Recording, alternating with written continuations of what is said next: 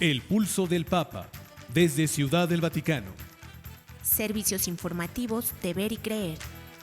La actividad pontificia y los acontecimientos de relevancia mundial, con enlaces directos a Radio Vaticana, CENI y Vatican Information Services.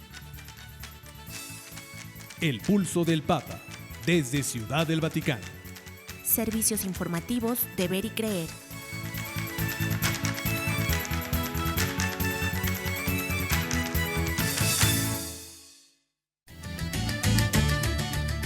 Aleluya, aleluya, el Señor ha resucitado, verdaderamente ha resucitado. Aleluya, aleluya. Hoy es domingo de Pascua. Hoy celebramos el día más feliz de nuestra historia y de nuestras vidas. Hoy Cristo emergió del abismo de la muerte. Cristo ha vencido a la muerte y ha resucitado victorioso y glorioso para traernos a nosotros la vida. Hoy, en el pulso del Papa desde Ciudad del Vaticano, hoy, en estos servicios informativos de Ver y Creer, le presentaremos un programa especial relacionado precisamente con la Pascua de Resurrección en el Señor.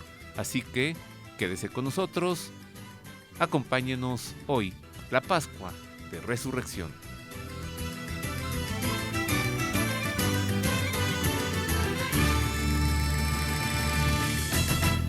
En efecto, le saludo con afecto en el mejor día de la humanidad, la Pascua. Hoy es el domingo de los domingos, hoy es el día de los días. El Señor ha vencido a la muerte. Un gusto saludarle, gracias por estar con nosotros, gracias por acompañarnos.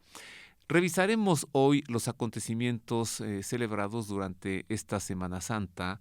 Hablaremos, pues sí, de la pasión del Señor, de su muerte en cruz, pero hoy no nos quedaremos allí, no.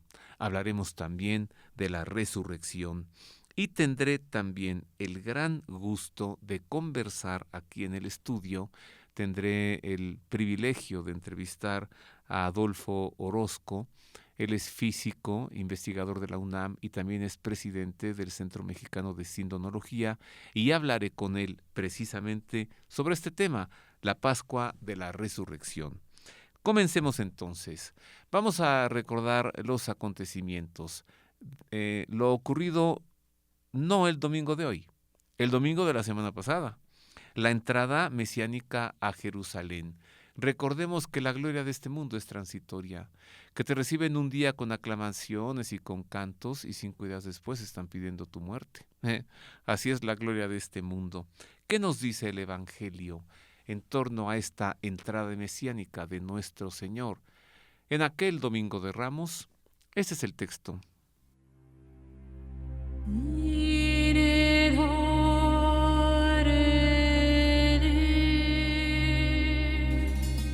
Cuando se aproximaban a Jerusalén, cerca ya de Betfagé y Betania, al pie del monte de los Olivos, envía a 2 de sus discípulos diciéndoles: vayan al pueblo que está enfrente de ustedes, y no bien entren en él, encontrarán un burrito atado, sobre el que no ha montado todavía ningún hombre. Desátenlo y tráiganlo.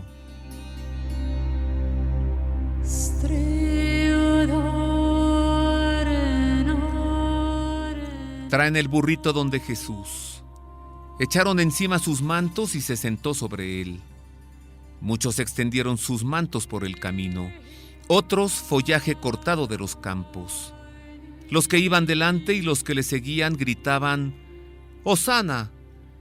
Bendito el que viene en nombre del Señor. Bendito el reino que viene de nuestro Padre David. Hosana en las alturas.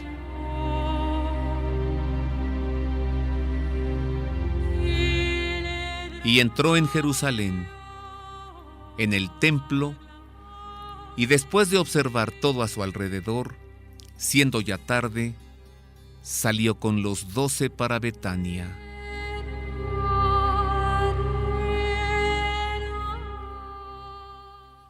Así entró nuestro Señor a Jerusalén, no como un conquistador, no como un emperador, no como un rey en un caballo hermoso, no, entró en un burrito, en un pollino, dice la Escritura. Y el pollino es la cría de la asna. Nuestro Señor entró montado en un burrito bebé, así. Y ante esa figura, ante esa imagen, ¿quién puede pensar, está entrando el conquistador? Está entrando el emperador. Ah, el Mesías, que nació y que fue colocado en un pesebre, su primera cuna, en el barro y en el lodo, en una gruta, no podía entrar de otra manera. Entró montado en un pollino. Y sus apóstoles le preguntaron en dónde celebrarían la Pascua judía. Y el Señor les dio las siguientes instrucciones, según también nos lo refiere el Evangelio.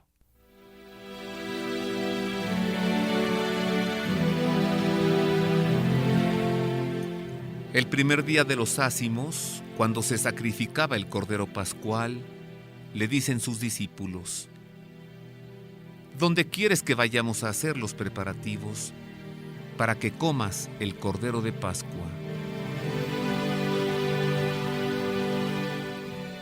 Entonces envía a 2 de sus discípulos y les dice: vayan a la ciudad.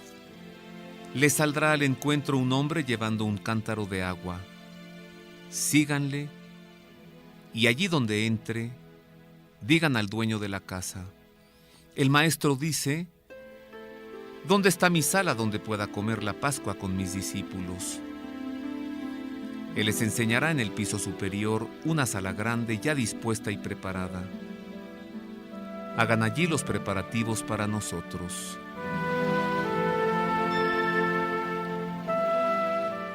Los discípulos salieron, llegaron a la ciudad, lo encontraron tal como les había dicho y prepararon la Pascua.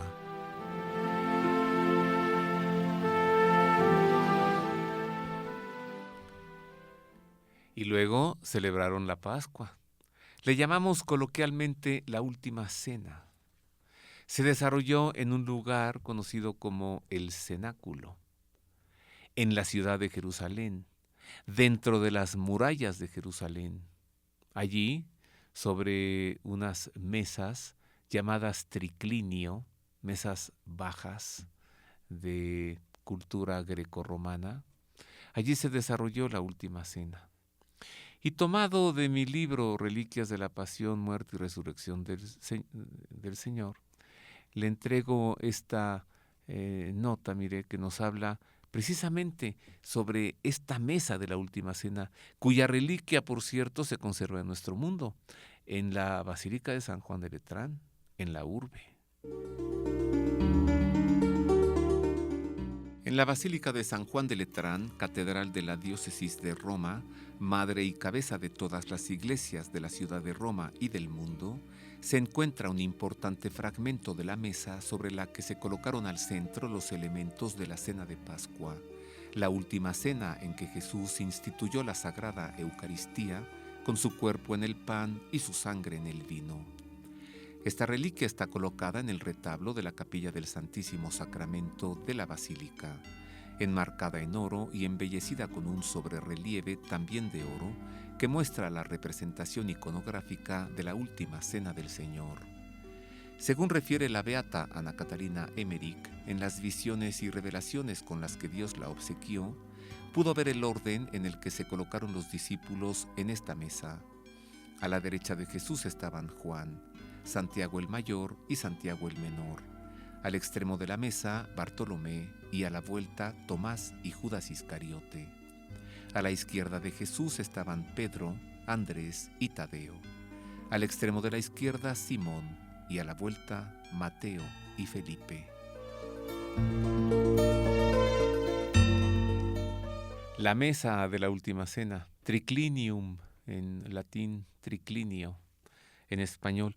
Y ya que estamos hablando de reliquias, bueno, hablemos de una reliquia más. ¿Sabe usted que se conserva en nuestro mundo el plato sobre el que nuestro Señor colocó los panes, que luego bendijo, los partió, se los dio a sus discípulos y les dijo: coman, este es mi cuerpo? ¿Sabe que se conserva ese plato en nuestro mundo? Y que es de color verde ¿Y sabe que es translúcido? ¿Y sabe dónde está? En la Catedral de Génova, en Italia. Y se conserva en el Museo de la Catedral. Y está expuesto para la veneración de los fieles. Y el Napoleón Bonaparte, por no decir más el hijo Napoleón Bonaparte, se lo robó. Pensó que era de esmeralda el sonso. Lo regresó, pero roto, fragmentado en muchos pedazos, y le falta un pedacito. ¿Qué más le platicó? Mire, conozca esta reliquia, el plato sagrado, así se llama.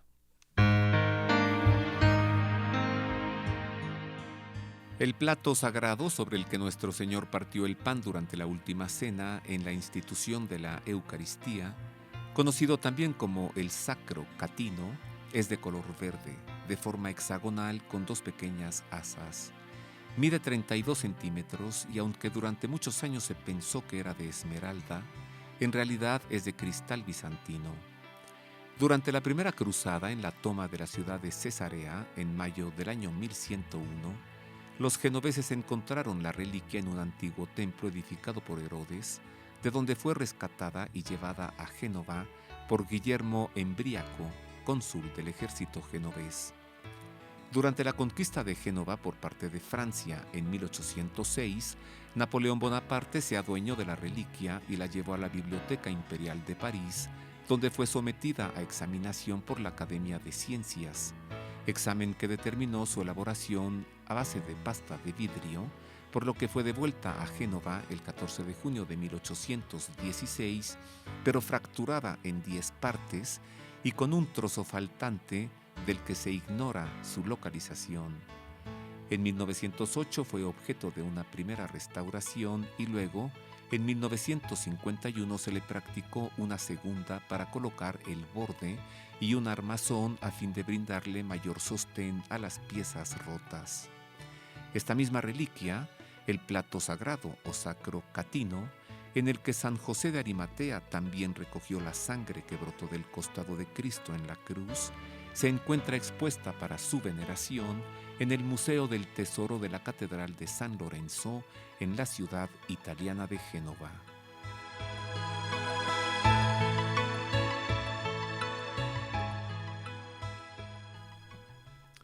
El plato sagrado le llaman los italianos il Sacro Catino, que se conserva, ya escuchó usted, allí en el Museo de la Catedral de Génova, en Italia. Ahora, pues ya nos seguimos con algunas más reliquias. Mire, le mal llamado el Santo Grial. ¿Qué palabrita está? Grial. Eso es un mazacote. Eso es de leyendas, eso es de cosas esotéricas. ¿Por qué llamarle Santo Grial al Santo Cáliz? Son ganas de cambiar los nombres. Y es que aquí hay leyendas y hay esoterismo y que el que tuviera el Santo Grial tenía en su posesión unos poderes ocultos y cosas así. Mejor vámonos a lo verdadero, a lo real, a lo auténtico. Existe en nuestro mundo el auténtico Santo Cáliz, con el que han celebrado la Santa Misa el Papa Juan Pablo II, santo, el Papa Benedicto XVI, y se encuentra en la Catedral de Valencia. Y más información en esto que le refiero enseguida.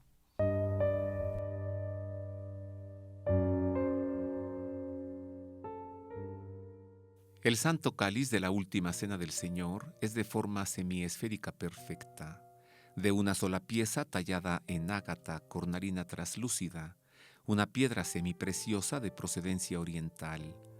Mide 7 centímetros desde la base hasta el borde, 9,5 centímetros de diámetro en el borde y 5,5 centímetros de profundidad. En el siglo XI, el cáliz fue adornado y embellecido agregándosele una base y un tallo de oro. Y a fin de evitar que se tocara la sagrada reliquia, se le agregaron 2 grandes asas, también de oro. La base es un óvalo cóncavo invertido de color parecido al del cáliz, circundado por un marco de oro ensartado por 27 perlas, 2 rubíes y 2 esmeraldas. El tallo finamente labrado que une el cáliz con la base también es de oro y mide 7 centímetros, En total, el conjunto es de 17 centímetros de altura. El cáliz fue llevado a Roma por San Pedro y conservado por sus sucesores en el pontificado hasta que el Papa San Sixto II lo envió a Huesca, España, para protegerlo de la persecución desatada por el emperador Valeriano en el siglo III. En el año 1399, el rey de Aragón, Martín el Humano, lo colocó bajo su custodia en el Palacio de la Aljarería de Zaragoza y luego en el Palacio Real de Barcelona. En 1437, el rey Alfonso V lo entregó a la Catedral de Valencia, donde se conserva hasta nuestros días en la antigua sala capitular, ahora convertida en la Capilla del Santo Cáliz. Durante su viaje apostólico a Valencia, el Papa Santo Juan Pablo II celebró la Eucaristía con este Santo Cáliz el 8 de noviembre de 1982 y lo mismo hizo el Papa Benedicto XVI el 8 de julio de 2006. Ahí tiene usted el Santo Cáliz, una pieza bellísima, embellecida con oro, con perlas, con piedras preciosas. Ese es el de a de veras en la Catedral de Valencia. Nada de que nosotros tenemos unos conocimientos ocultos. Nosotros tenemos una sabiduría ancestral, porque nosotros tenemos los secretos que nos dieron del Santo Grial. NN. No, esas son payasadas. Ahí tiene usted, el Santo Cáliz. Avancemos. Salieron después de la última cena, salieron del cenáculo Nuestro Señor con sus apóstoles, cruzaron el puente del torrente Cedrón y se dirigieron al Huerto de los Olivos. En el Monte de los Olivos, el huerto de Getsemaní, y allí comenzó su agonía. Y allí nuestro Señor mantuvo un diálogo intensísimo con el Padre de los Cielos. Primero le decía, yo no quiero esto, aparta de mí esto que no quiero. Y luego dijo, que se haga tu voluntad. Ay, gracias, Señor. Mire, el Evangelio nos lo narra con las siguientes palabras.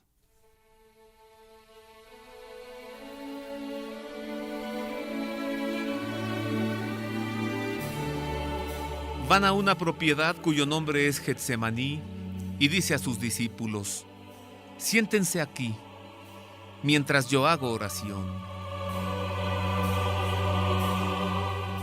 Toma consigo a Pedro, Santiago y Juan y comenzó a sentir pavor y angustia. Y les dice, mi alma está triste hasta el punto de morir. Quédense aquí y velen. Y adelantándose un poco caía en tierra y suplicaba que a ser posible pasara de él aquella hora. Y decía, Abba, Padre, todo es posible para ti. Aparta de mí esta copa, pero no sea lo que yo quiero, sino lo que quieras tú.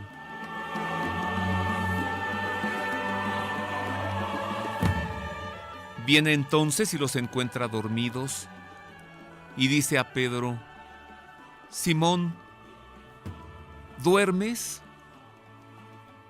¿Ni una hora has podido velar? Velen y oren para que no caigan en tentación, que el espíritu está pronto, pero la carne es débil. Y adelantándose de nuevo, oró diciendo las mismas palabras.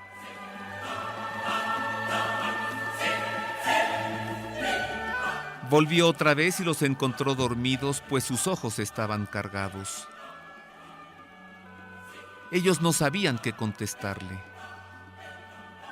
Viene por tercera vez y les dice, ahora ya pueden dormir y descansar.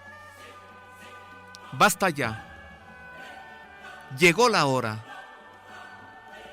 Miren que el Hijo del Hombre va a ser entregado en manos de los pecadores.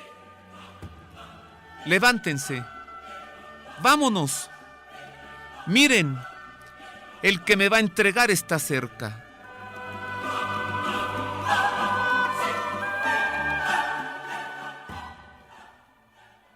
Así nos refiere la agonía de nuestro Señor en el huerto de Getsemaní, en el Monte de los Olivos, en el Evangelio de San Marcos. Ahora, allí en ese huerto de los olivos, allí se edificó una iglesia, se le llama Iglesia de las Naciones, también se le llama Iglesia de la Agonía.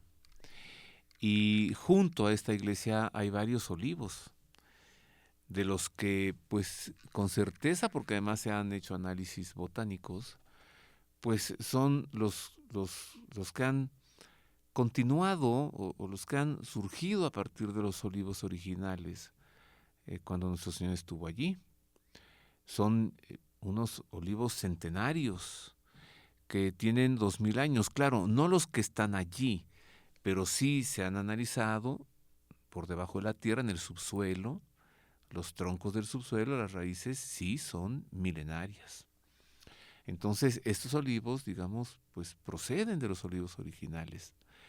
Y adentro de la iglesia, la Basílica de la Agonía, se conserva una gran roca plana, blanca, sobre la que nuestro Señor tuvo este momento intenso de oración ante el Padre de los cielos.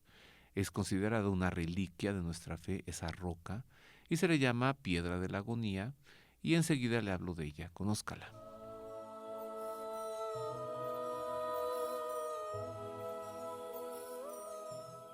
La piedra de la agonía sobre la que Jesús oró intensamente antes del inicio de su pasión en el huerto de Getsemaní del Monte de los Olivos, se encuentra hoy al interior de la Basílica de la Agonía, también llamada Basílica de las Naciones y Basílica de Getsemaní.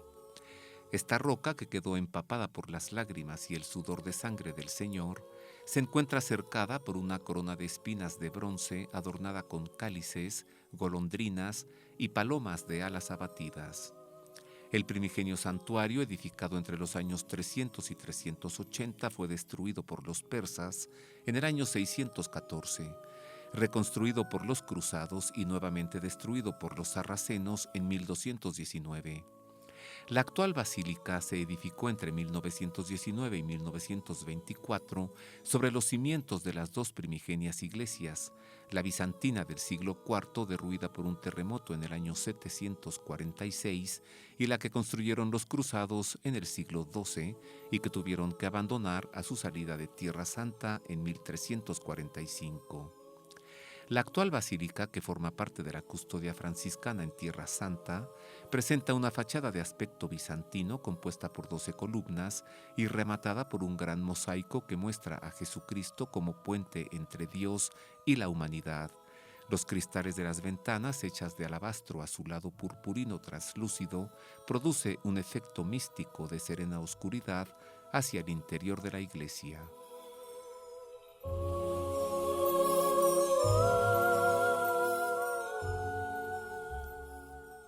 Ahí tiene usted. Esta es la roca de la agonía, contenida al interior de la Basílica de la Agonía, en el huerto de Getsemaní, en el Monte de los Olivos, frente a Jerusalén, al otro lado del torrente Cedrón, en el Valle del Cedrón.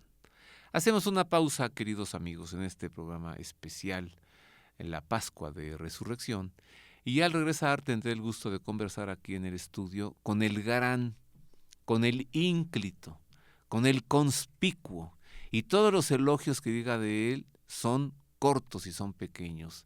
Realmente tenemos en México a un gran hombre de fe y a un gran científico también. Me refiero a Adolfo Orozco.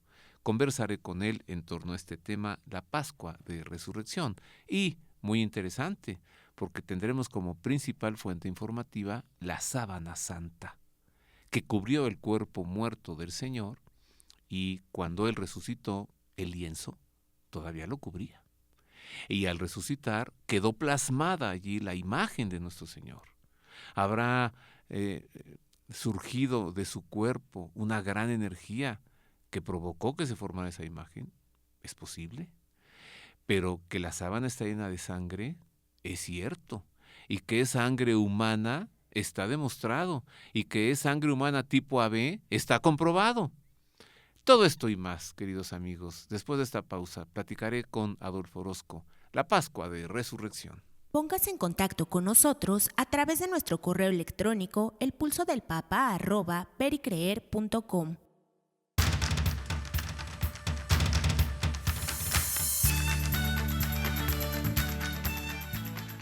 El pulso del Papa, desde Ciudad del Vaticano.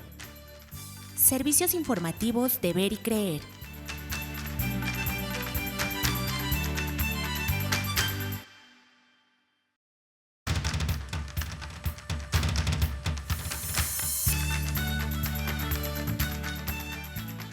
El pulso del Papa, desde Ciudad del Vaticano. Servicios informativos de Ver y Creer.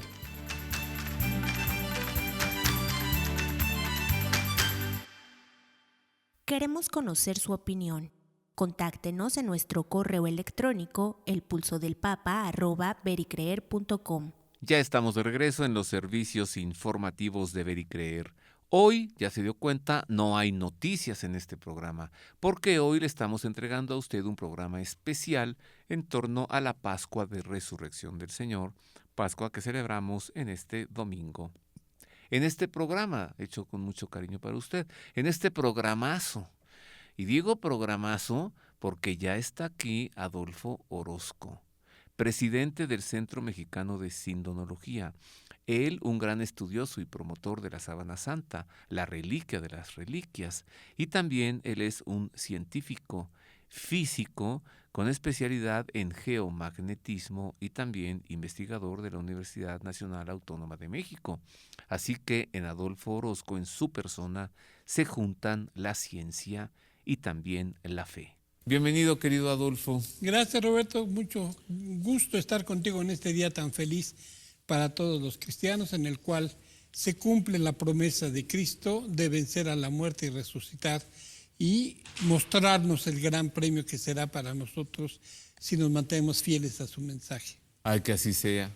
Que nos mantengamos fieles a su mensaje, porque si no, haber vivido para morir y ser condenados es tirar una vida al basurero. Así es. Fíjate, como dice el pregón pascual que cantábamos anoche, ¿no? ¿De qué nos hubiese servido haber nacido si no hubiésemos sido salvados? Claro. La vida no tiene ningún sentido sin la resurrección. Es un mero vivir para finalmente morir, sin ninguna promesa, sin ninguna esperanza. No valdría la pena vivir. No valdría la pena vivir. Palabras que el Señor dice ya en la última cena, ¿no? Dice, porque el Hijo del Hombre se va como está escrito de él, pero hay de aquel por quien el Hijo del Hombre es entregado, en abierta referencia a Judas Iscariote, más le valdría no haber nacido, ¿no?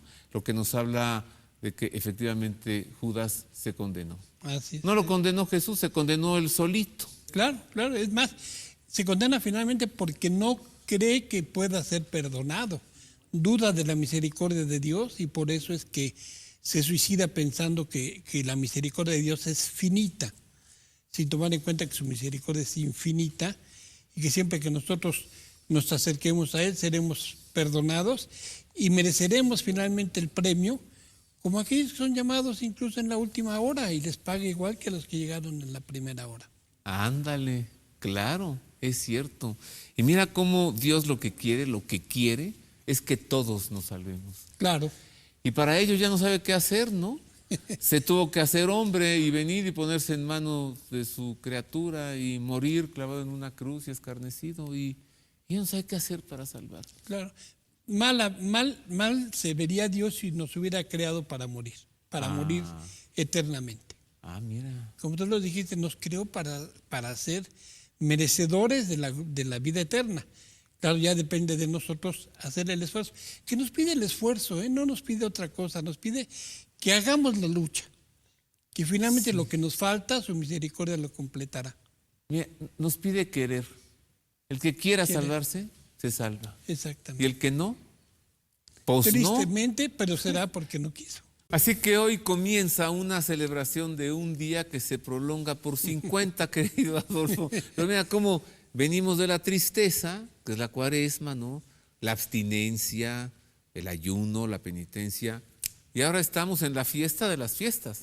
Sí, es algo que solo quien cree lo puede disfrutar porque realmente la alegría de la resurrección es algo que nos debería permitir salir a la calle gritando, Cristo ha resucitado. Pues lo estamos gritando en televisión tú y yo hoy y sin pena. Así es, porque Porque realmente el que se concrete la promesa es algo tan inesperado que los mismos discípulos no lo creían.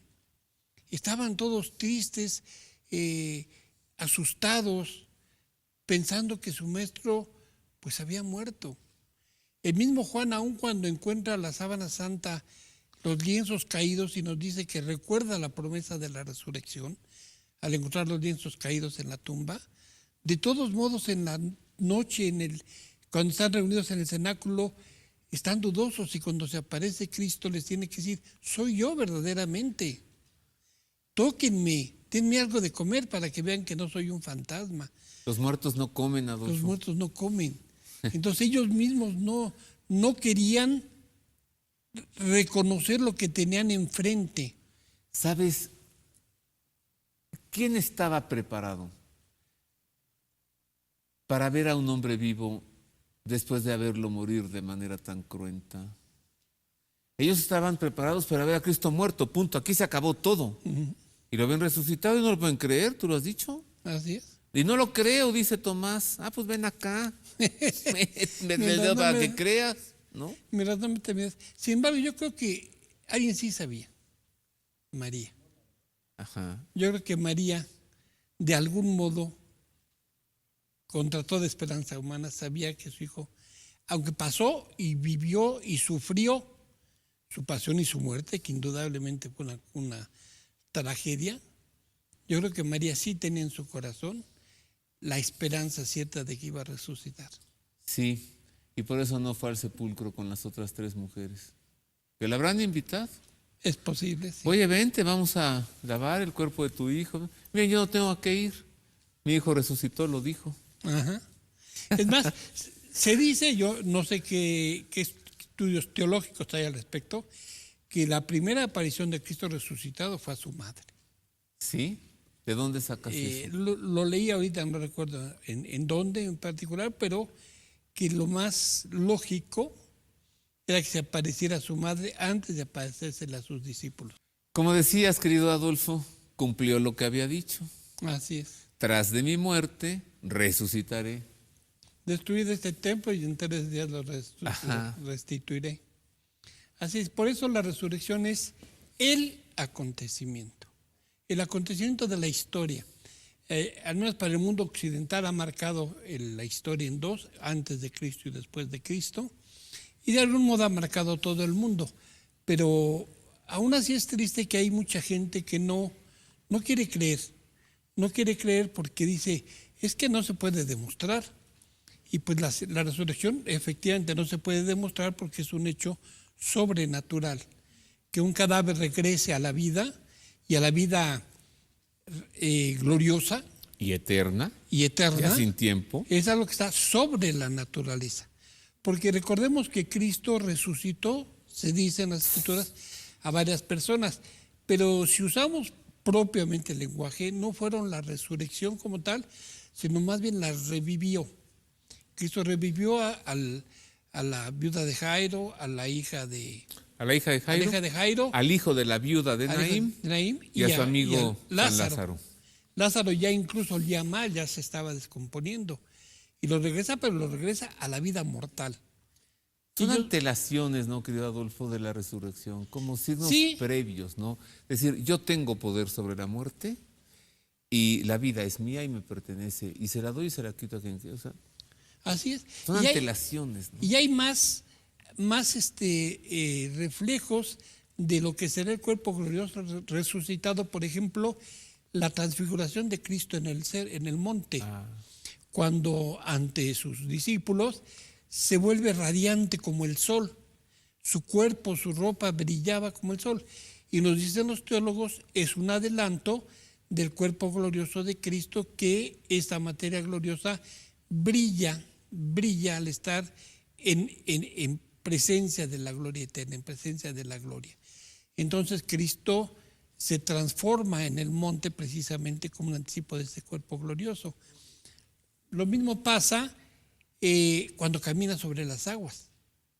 Cuando lo ven caminar en la tormenta, pues nos dicen los teólogos, en ese momento Cristo no está sujeto a la fuerza de gravedad. tiene una propiedad que se conoce como sutileza. Los cuerpos gloriosos son sutiles, no pesan, y entonces Cristo camina sobre el agua para encontrarse a los discípulos como un adelanto del cuerpo glorioso una vez que Cristo resucite ya plenamente después de la muerte. Amigo, me acabas de dar a conocer un gran misterio. Este caminar sobre las aguas, acabas de decir cómo fue. Un lienzo, querido Adolfo, ¿que hizo qué? No más. ¿Qué hizo este lienzo? Pues resucitar. Bueno, no fue el lienzo, pero dentro de ese lienzo resucitó Jesús. Es el testigo de la resurrección. Recordemos que este lienzo que le compró José de Arimatea, San José de Arimatea, envolvió el cuerpo de Cristo. Lo envolvió simplemente cubriéndolo porque iban a terminar de prepararlo el domingo en la mañana, cosa que no pueden hacer porque el cuerpo ha desaparecido.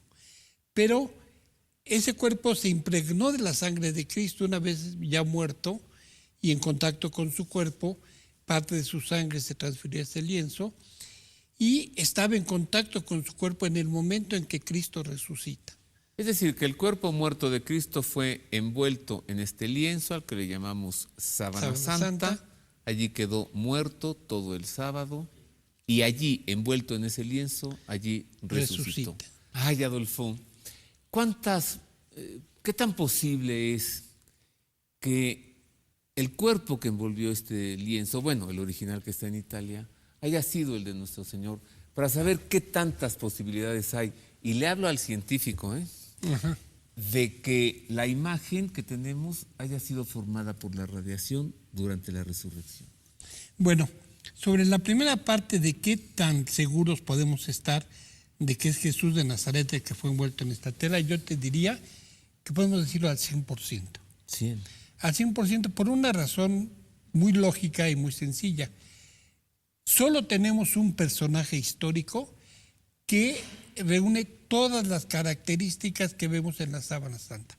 El hombre de la Sábana Santa sufrió sudor de sangre, fue flagelado, fue coronado de espinas, cargó un objeto pesado sobre el hombro derecho, fue crucificado, ya muerto no le quebraron las piernas, le atravesaron el costado derecho con una lanza, lo sepultaron en un sepulcro nuevo, lo envolvieron en una tela fina. Todo esto solo lo sabemos de una persona. Tiene nombre y apellido, Jesús de Nazaret. ¿Cuál noticia podrá ser superior a esta? Que del otro lado del mar, además de Europa y otro continente, que es América, y que aquí estamos nosotros, o sea, el descubrimiento de América supera esto. Que el hombre haya llegado a la luna, Adolfo, y que haya puesto su banderita de Estados Unidos. ¿Esa noticia es más grande que esta? No, ninguna. Que la Tierra es redonda y que gira alrededor del Sol. ¿Esa es una noticia más grandiosa que esta? No puede haber una noticia más grande que esta por la simple razón que es una noticia que rebasa todas las potencialidades de la naturaleza. O sea, la naturaleza de por sí está hecha para morir. Todo en la naturaleza es perecedero. Los planetas, las galaxias, las plantas, los animales, todo tiene fin.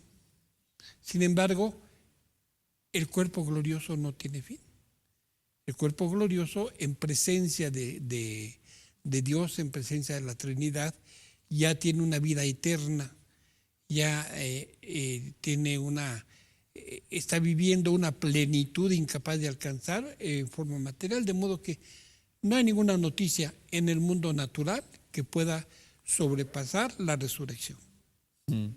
Nuestra mejor noticia. Nuestra mejor noticia. Por eso este es el más grande día de la cristiandad y que recordamos cada año en espera del momento en que a cada uno nos llegue el momento. Y volviendo a la Sábana Santa, querido Adolfo, ¿qué encontramos más aquí?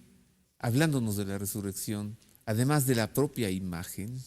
Nos decías tú del cabello. Pues sí, cuelga, por ejemplo. Mira, hay evidencia de que el cuerpo de esta persona estaba aparentemente ingrávido. Tiene esa sutileza de los cuerpos gloriosos que ya no están sujetos a la fuerza de gravedad, porque el cabello, a pesar de que sabemos que estaba acostado, envuelto como se mostró ya en el programa.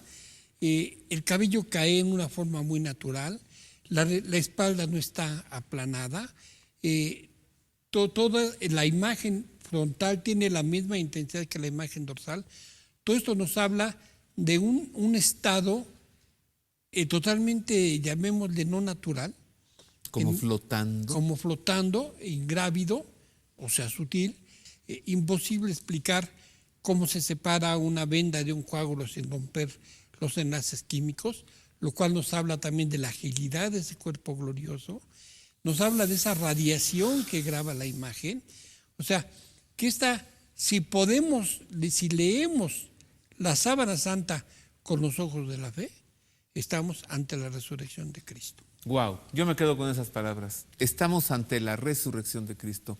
Muchas gracias, querido Adolfo. Muchas gracias a ti, Roberto, y aleluya, aleluya, Cristo ha resucitado. Verdaderamente ha resucitado, querido amigo. Aleluya, aleluya. Y así, con esta dicha y con esta felicidad por la resurrección en el Señor, hacemos una pausa, queridos amigos. Regresamos pronto para entregarle más de estos servicios informativos de Ver y Creer. Haga suyo este espacio. Le invitamos a enviar sus sugerencias y opiniones a nuestro correo electrónico elpulsodelpapa@vericreer.com.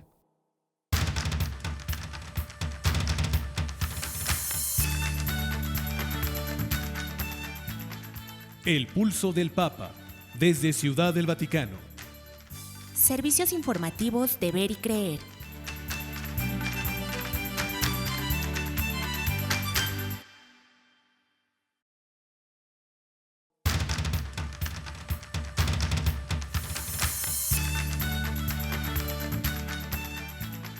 El Pulso del Papa, desde Ciudad del Vaticano. Servicios informativos de Ver y Creer.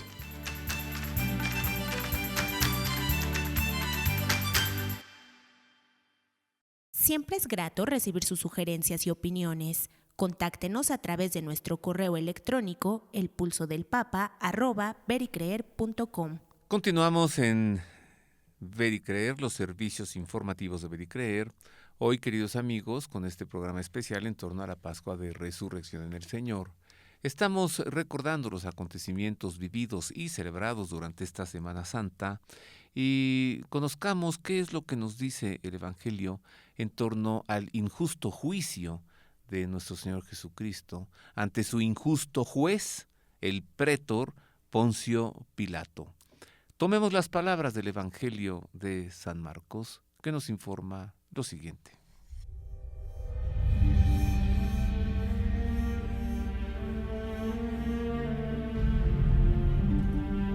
Pronto, al amanecer, prepararon una reunión los sumos sacerdotes con los ancianos, los escribas y todo el Sanedrín.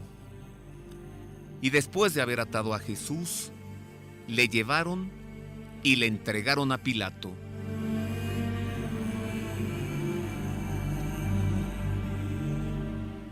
Pilato le preguntaba: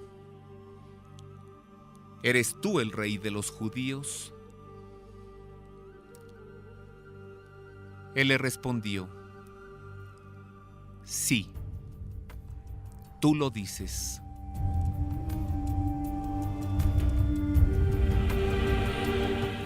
Los sumos sacerdotes le acusaban de muchas cosas. Pilato volvió a preguntarle: ¿no contestas nada? Mira de cuántas cosas te acusan.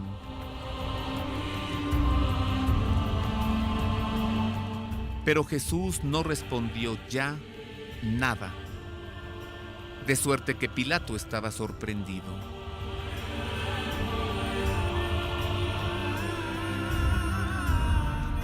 Cada fiesta les concedía la libertad de un preso, el que pidieran. Había uno llamado Barrabás, que estaba encarcelado con aquellos sediciosos que en el motín habían cometido un asesinato. Subió la gente y se puso a pedir lo que les solía conceder.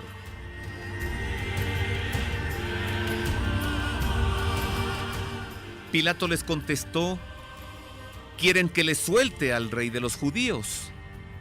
pues se daba cuenta de que los sumos sacerdotes le habían entregado por envidia.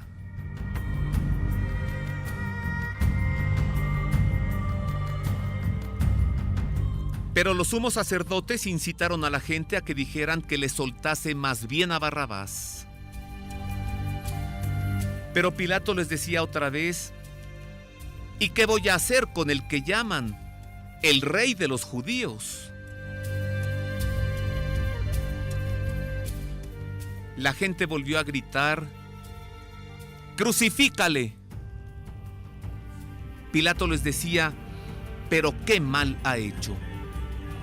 Pero ellos gritaron con más fuerza: ¡crucifícale!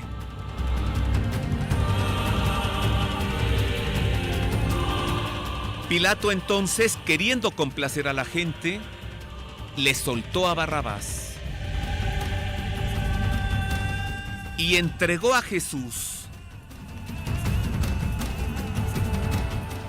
Después de azotarle, para que fuera crucificado.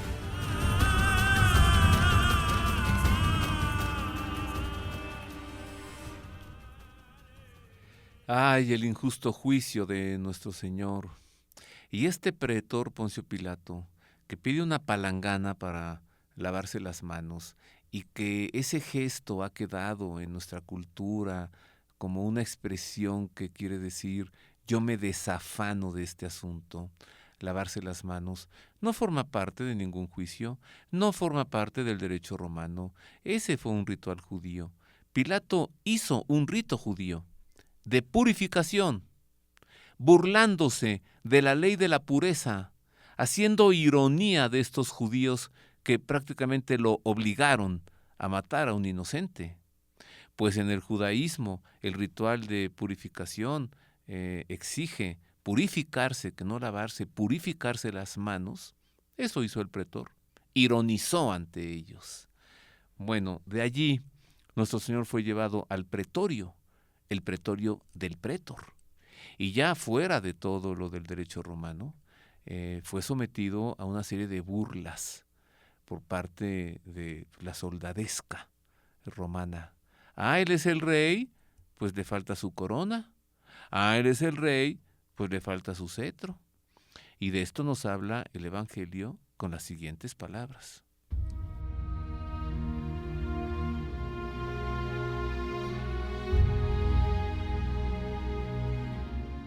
Los soldados le llevaron dentro del palacio, es decir, al pretorio, y llaman a toda la cohorte.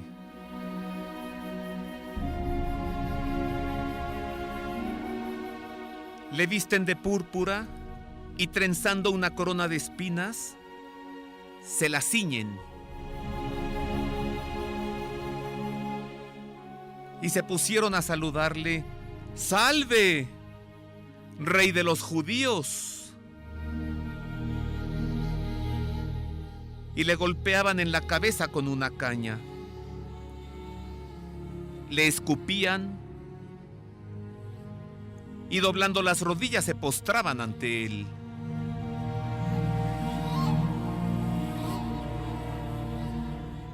Cuando se hubieron burlado de él, le quitaron la púrpura, le pusieron sus ropas y le sacan fuera.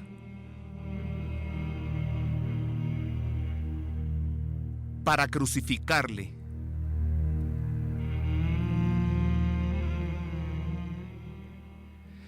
Y a nuestro Señor se le colocó esa corona de espinas. Esta corona de espinas se conserva todavía en nuestro mundo, por ventura de Dios. Es una reliquia. Y se conserva en la Catedral de París, dedicada a esta catedral a la Virgen María, a Nuestra Señora, en francés Notre Dame, Nuestra Dama, Nuestra Señora. Allí está la corona de espinas de nuestro Señor, en Notre Dame de París. Y también, tomado de mi libro Las Reliquias de la Pasión, Muerte y Resurrección del Señor, le puedo platicar sobre esta corona de espinas.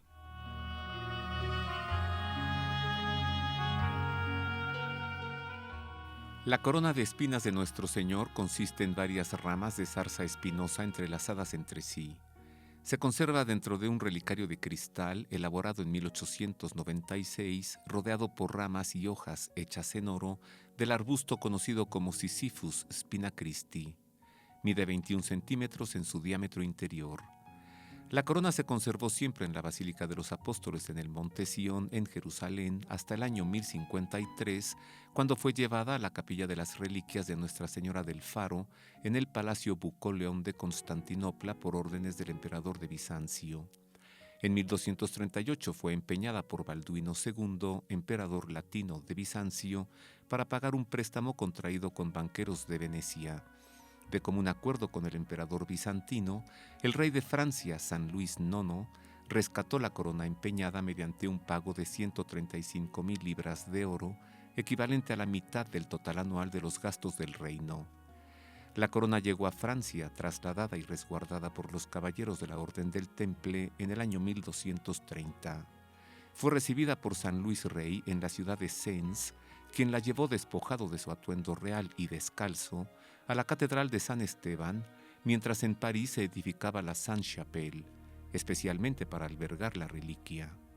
9 años después, el 19 de agosto de 1239, la corona llegó a París en solemne procesión presidida por el rey, nuevamente ataviado por una simple túnica y descalzo, para ser depositada en la Sainte-Chapelle.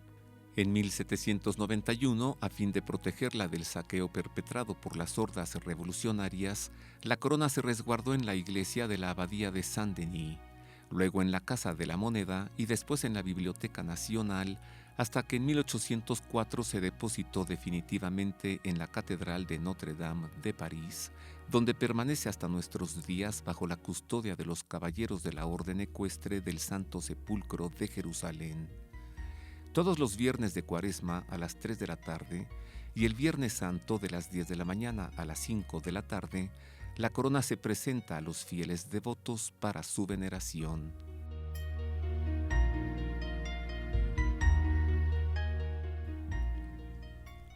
La corona de espinas se conserva como importantísima reliquia en la Catedral de Notre-Dame de París. Notre-Dame, Nuestra Dama, Nuestra Señora, la Virgen María, Madre de Cristo, Madre nuestra. Ven, Madre nuestra, cúbrenos bajo tu manto, líbranos de todo mal y de los virus también. Amén.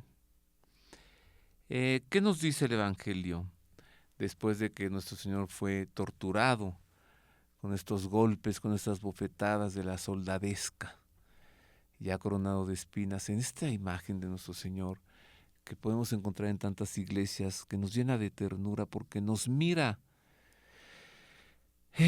triste? Le llaman Cristo de burlas. ¿Qué nos dice el Evangelio que sucedió después de eso?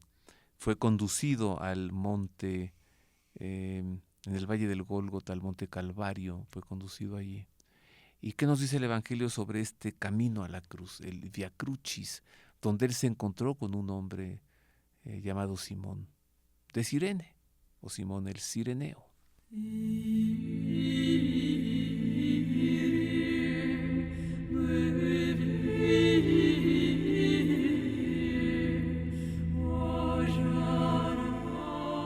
Y obligaron a uno que pasaba, a Simón de Cirene, que volvía del campo, el padre de Alejandro y de Rufo, a que llevara su cruz.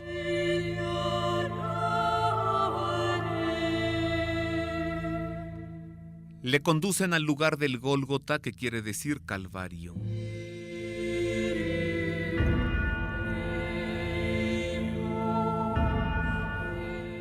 Le daban vino con mirra, pero él no lo tomó.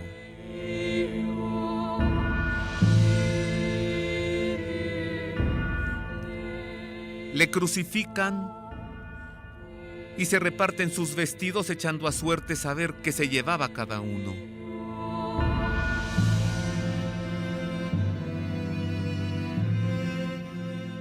Era la hora tercia cuando le crucificaron.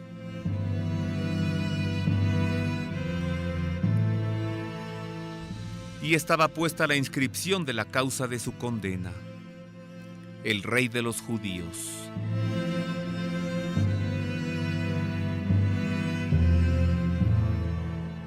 Con él crucificaron a 2 salteadores, uno a su derecha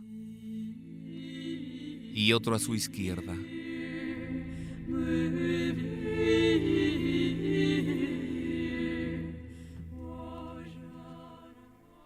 Ahí se encontró nuestro Señor con Simón de Cirene. Pensemos un poco que nosotros hoy también podemos ser modernos cireneos. Cuando alguien que camina pesadamente por la vida, a quien la vida ya le es pesada por su tristeza y por sus sufrimientos, nosotros podemos ayudarle a cargar con eso. Podemos meterle un hombro y decirle: no estás solo, yo te ayudo. Y nos convertimos en un moderno Simón de Cirene. Y eso el Señor desde el cielo bien que lo ve y que nos lo retribuirá ciertamente. Y si no nos lo retribuye, también hagámoslo. Ayudemos ¿Y qué tal que es Él? A ver, ¿qué tal que es nuestro Señor con otro aspecto? Y le estamos ayudando. Además, recordemos lo que Él nos dijo: cuanto hagan a los demás, a mí me lo hacen. Llegó nuestro Señor al Valle del Gólgota y fue crucificado y plantada su cruz en el Monte Calvario. Y de esta cruz conservamos en nuestro mundo todavía algunos trozos, algunas fracciones, gracias a que Santa Elena, madre del emperador Constantino, en el siglo IV fue a Tierra Santa y escarbó y encontró con la cruz. ¿Y qué más le platico? Mire, conozca las reliquias de la Santa Cruz.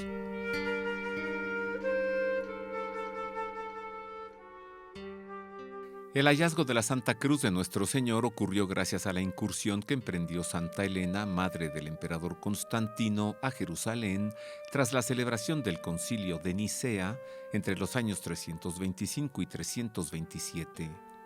Luego de hacer derribar el templo de Venus, erigido por los romanos en el Monte Calvario, el 3 de mayo del año 326 se encontraron 3 cruces en el lugar. Para identificar a la de Nuestro Señor, el obispo San Macario hizo que un niño muerto fuese tocado por las 3 cruces y volvió a la vida con la que correspondía a la de Cristo, aunque otras informaciones refieren que se trató de una mujer moribunda que al momento recuperó la salud. Sobre el sitio del hallazgo se erigió la Basílica de la Santa Cruz, llamada también del Santo Sepulcro, donde quedó depositada la sagrada reliquia hasta que en el año 622 los persas invadieron Siria y Palestina, destruyeron Jerusalén, saquearon la basílica y robaron parte de la cruz. En el año 628 el emperador de Bizancio, Heraclio I, invadió la capital persa, recuperó la cruz y la envió a Roma, donde quedó depositada en la Basílica de la Santa Cruz, conservada en forma vertical dentro de un relicario junto con otras reliquias. Otro fragmento de la cruz, de 24 centímetros, se conserva dentro de un relicario en la Sainte-Chapelle de París. El 19 de octubre de 1128, el patriarca de Jerusalén donó otra parte de la cruz, resguardada bajo su custodia, al rey Alonso VII de León, quien la confió al convento franciscano de Santo Toribio de Liébana, en Cantabria, España. Este es el fragmento más grande, conocido como Lignum Crucis. Corresponde al brazo izquierdo y se encuentra armada en forma de cruz dentro de un relicario de plata dorada de estilo gótico, elaborado en 1697. La cruz de madera mide 63.5 por 39,23 centímetros y 4 de grosor. La madera es de ciprés. Pues ahí tiene usted las reliquias de la Santa Cruz, gracias a Santa Elena, madre de Constantino. Santa ella, Elena. Su hijo Constantino no es santo, no para la Iglesia Católica Romana, para las iglesias ortodoxas bien que lo es. Bueno, vayamos a la muerte de nuestro Señor. Es algo que hay que contemplar. Si bien llevamos 2000 años hablando de esto, yo me acojo a unas palabras de San Agustín de Hipona. El gran San Agustín es capaz de decir que Cristo murió, eso lo saben y lo dicen todos, hasta sus enemigos. Que Cristo resucitó, eso, por gracia, lo decimos quienes lo conocemos y le amamos. Es una gracia que el Señor nos da a quienes creemos que ha resucitado, y por eso nosotros podemos afirmar que ha resucitado. En cambio, los que no, pues no. O para que suene mejor, los que no, pues no. Esos no pueden decir eso, porque les falta esta gracia que el Señor le da a muchos. Y esta gracia se llama fe. Y esta fe no se consigue ni en papelerías, ni en trapalerías, ni en el súper, ni en el Oxxo. Esta fe no se consigue. Esta fe la da Dios. Y si acaso podemos pedirle algo es, Señor, aumenta en mí la fe. Y dásela a este pobre sonso que no cree en ti. Porque el que no cree nunca va a pedir fe. Pero nosotros sí podemos pedirle al Señor que le dé fe a ese pobre sonso que no cree, que no la tiene. Uy, bueno, ya me estoy poniendo muy meditativo. El Evangelio nos habla de la muerte de nuestro Señor en San Marcos con estas palabras.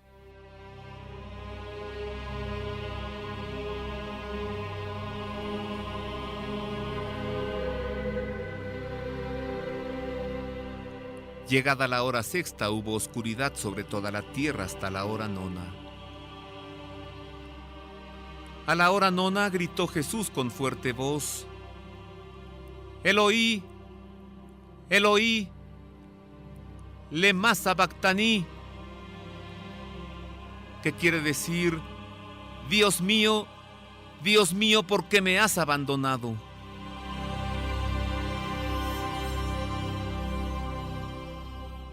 Al oír esto, algunos de los presentes decían: Mira, llama a Elías. Entonces uno fue corriendo a empapar una esponja en vinagre y sujetándola a una caña le ofrecía de beber, diciendo: Dejen, vamos a ver si viene Elías a descolgarle.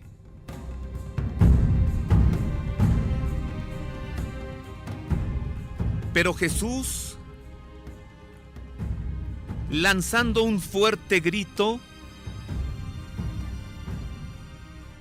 expiró.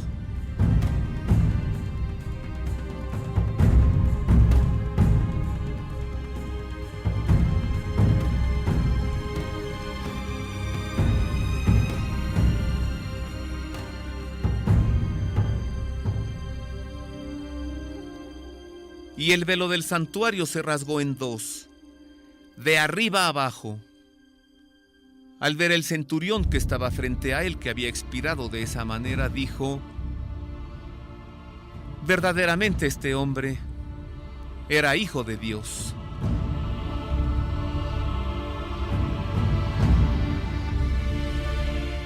Había también unas mujeres mirando desde lejos, entre ellas María Magdalena, María la madre de Santiago el menor y de José, y Salomé, que le seguían y le servían cuando estaba en Galilea. Y otras muchas que habían subido con él a Jerusalén.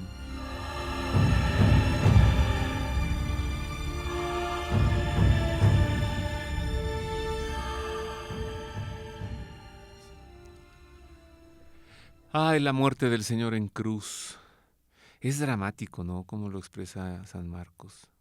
Y Jesús, lanzando un fuerte grito, expiró. ¿Qué decir? Nada, solo contemplar. Solo contemplar. Y agradecer. Gracias, Señor, por tu pasión y por tu muerte. Pero no nos quedamos allí, porque el Señor ha resucitado. Así que digamos y con alegría: gracias, Señor, por tu pasión, gracias por tu muerte y gracias por tu resurrección. Gracias por haber vencido a la muerte para ganarnos la vida, sin haber hecho nada para merecerlo. sin haber hecho nada para lograrlo. No nos quedemos en la muerte del Señor, demos un paso, ha resucitado, verdaderamente ha resucitado. Y por eso le doy la siguiente información para dirigir nuestra atención hacia la resurrección del Señor. La resurrección de Jesús es la verdad culminante de nuestra fe en Cristo, creída y vivida por la primera comunidad cristiana como verdad central, transmitida como fundamental por la tradición, establecida en los documentos del Nuevo Testamento, predicada como parte esencial del misterio pascual, al mismo tiempo que la cruz. Cristo ha resucitado de entre los muertos. Con su muerte ha vencido la muerte, y a los sepultados ha dado la vida. El misterio de la resurrección de Cristo es un acontecimiento real que tuvo manifestaciones históricamente comprobadas, como lo atestigua el Nuevo Testamento. Ya San Pablo, hacia el año 56, puede escribir a los corintios: porque les transmití en primer lugar lo que a mi vez recibí, que Cristo murió por nuestros pecados según las Escrituras, que fue sepultado y que resucitó al tercer día según las Escrituras, que se apareció a Pedro y luego a los 12. La resurrección de Cristo es objeto de fe en cuanto es una intervención trascendente de Dios mismo en la creación y en la historia, y constituye la confirmación de todo lo que hizo y enseñó, pues al resucitar ha dado la prueba definitiva de su autoridad divina, según lo había prometido. Por ello San Pablo establece que si no resucitó Cristo, vana es nuestra predicación, vana también es su fe. En efecto, el Señor ha resucitado. Y con esto, queridos amigos, terminamos por hoy este programa. Hoy sin noticias, hoy con mucha información. ¿Qué más podemos hacer después de la Semana Santa, sino informar sobre los acontecimientos de la Semana Santa? Gracias por haber estado con nosotros. A nombre del equipo de producción, mil gracias. Felices Pascuas en la Resurrección del Señor. Hemos tenido el gusto de acompañarle en los controles operativos Roberto Pérez Armenta y en la voz este humilde servidor Roberto O'Farrill Corona. Felices Pascuas de Resurrección en el Señor. Aleluya, aleluya. El Señor ha resucitado. Aleluya, aleluya. Verdaderamente ha resucitado. El pulso del Papa, desde Ciudad del Vaticano. Servicios informativos de Ver y Creer. La actividad pontificia y los acontecimientos de relevancia mundial, con enlaces directos a Radio Vaticana, CENIF y Vatican Information Services. El pulso del Papa, desde Ciudad del Vaticano. Servicios informativos de Ver y Creer.